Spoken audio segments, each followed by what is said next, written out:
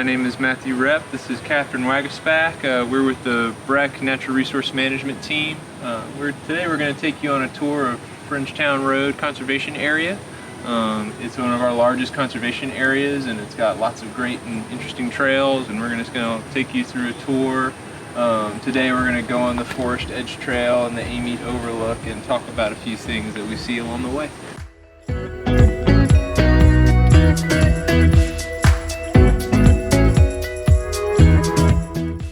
One of the high points of Frenchtown has got a lot of wildlife diversity, a lot of different herps out here. For example, this is a Fowlers Toad that we just found on our trail. He was walking down the trail with us. A lot of people like to come out here and see the different types of reptiles and amphibians that are featured out here at Frenchtown, and this is one of those unique species that we see out here.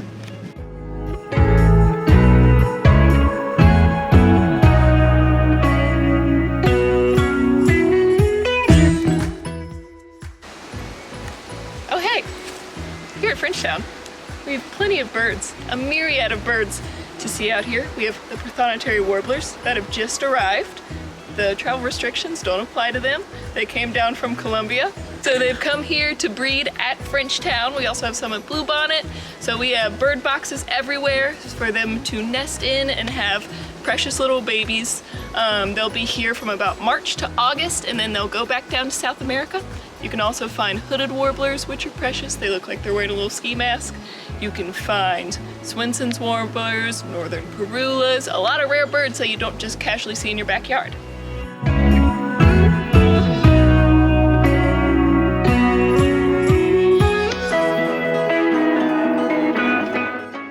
Out here at Frenchtown, one of our challenges in our management is this plant here. This is called coral ardesia or Ardesia crenata. It's an invasive species, and what it does is it outcompetes a lot of these mid-story, understory plants. For example, this is called Jack in the Pulpit, and it's a understory plant. If you see a lot of this, you can tell you've got a really healthy forest. Unfortunately, this Ardesia crenata outcompetes that plant because it grows a lot faster and it's a lot more successful. It came in from China, but this is a native, and this is what you would normally see spread out through the forest floor. And every now and then you get to see it because this was once a really healthy forest, and it does have a lot of diversity. But one of the challenges we face today is battling on our Ardesia, and we're fighting the good fight with volunteers and creating management plans and coming up with strategies to combat this threat. But this is still a good sign. We're still seeing a bit of this Jack in the Pulpit, another type here in the trail.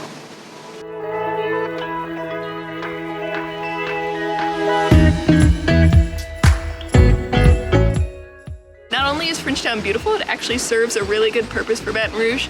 All this land and all these trees actually hold millions of gallons of water that would otherwise just be sitting in Baton Rouge. So all the stormwater flows into here and prevents a lot of extreme flooding that could happen in Baton Rouge. So it's really important that we conserve these areas and appreciate them.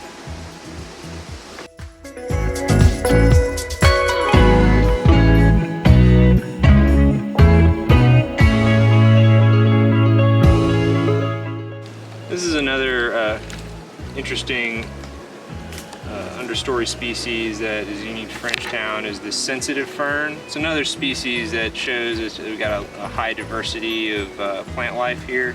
It's a wonderful plant, and there's actually 3 or 4 different varieties of ferns that we can tell you all about later. But this is one of those plants that indicates a good diversity and a healthy forest, and while we're fighting against invasive species out in our parks.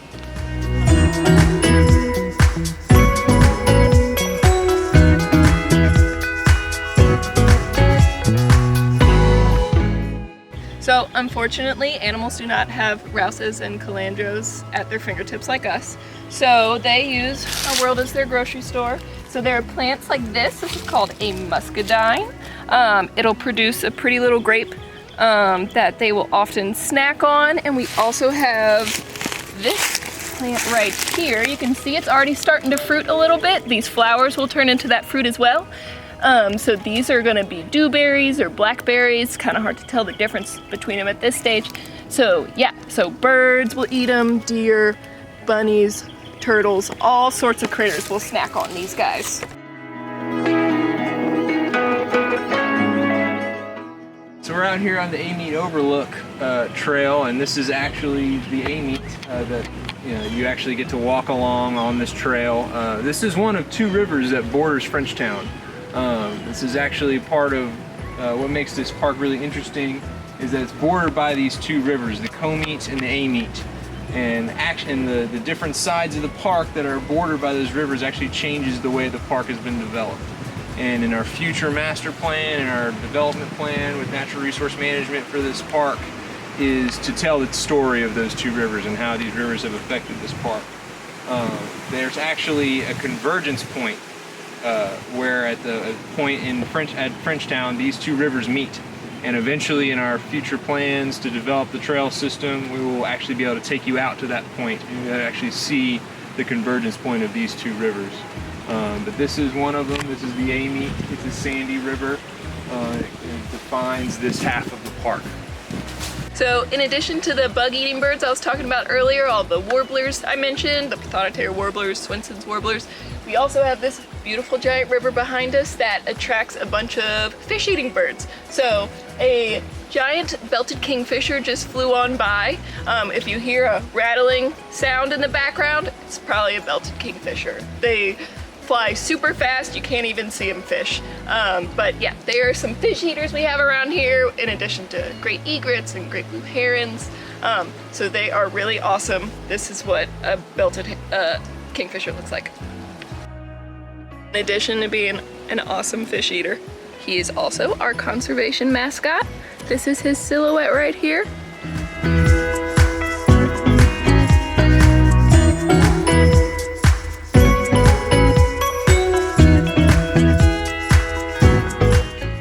This is one of a great example of how these rivers define the park. The Amite River that is behind me over here has really developed this side of the park, and it affects the whole habitat. You can see it's a sandy, fast-moving river, and if you were here right now, you could actually smell it. It almost smells like the beach. This really fresh, fragrant smell. It's very grassy. The river itself moves a lot quicker, and so there's it changes constantly, and the bank is eroding, and creates a lot of interesting habitat, and it's really what makes this park really unique and exciting to come and visit.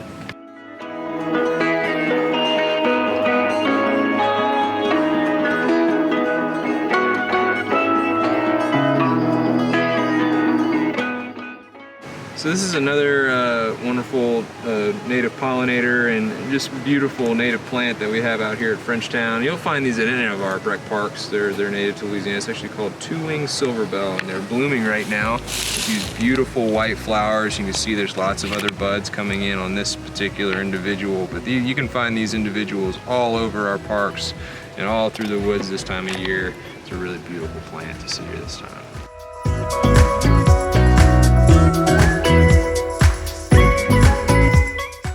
So this is a big dead tree, and out of these guys often grows something called a resurrection fern with the scientific name Pleopeltis polypodioides, which is very fun. So these guys can come and go, but they're really resilient. They're awesome.